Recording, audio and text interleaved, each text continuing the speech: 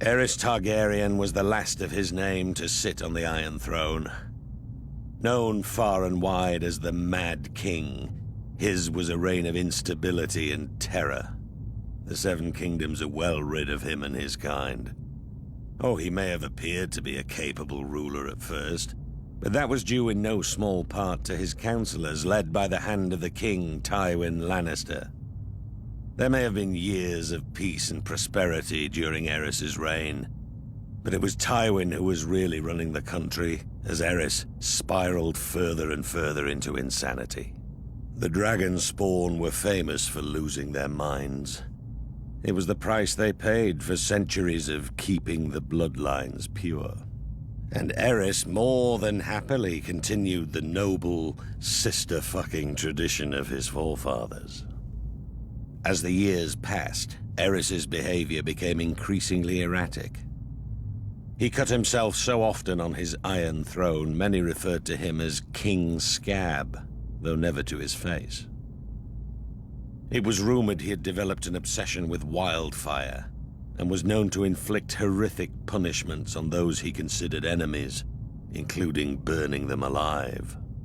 As his paranoia and bloodlust grew, he had a bitter falling out with Lord Tywin, who had served the crown faithfully for 20 years. At least Tywin was able to leave the job with his life and fortunes intact. Subsequent hands of King Aerys weren't so fortunate. Then the Targaryens went too far. The Crown Prince Rhaegar abducted Lyanna Stark, daughter of Rickard Stark, the Lord of Winterfell. She was my betrothed.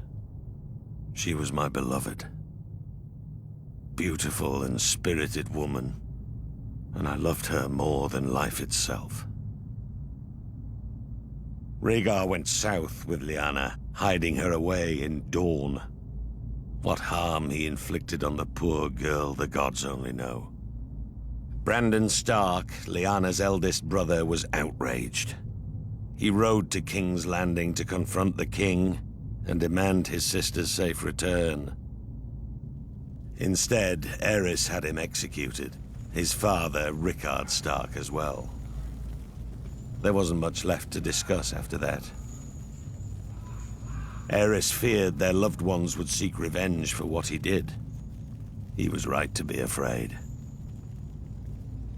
Aerys wasted no time in calling for the heads of Brandon's younger brother, my friend Eddard Stark. And my head too, of course. I'm sorry he didn't come looking for it himself. Alongside Jon Arryn of the Vale, the man who fostered Ned and I as children, Baratheons, Starks, and Tullys all called their banners.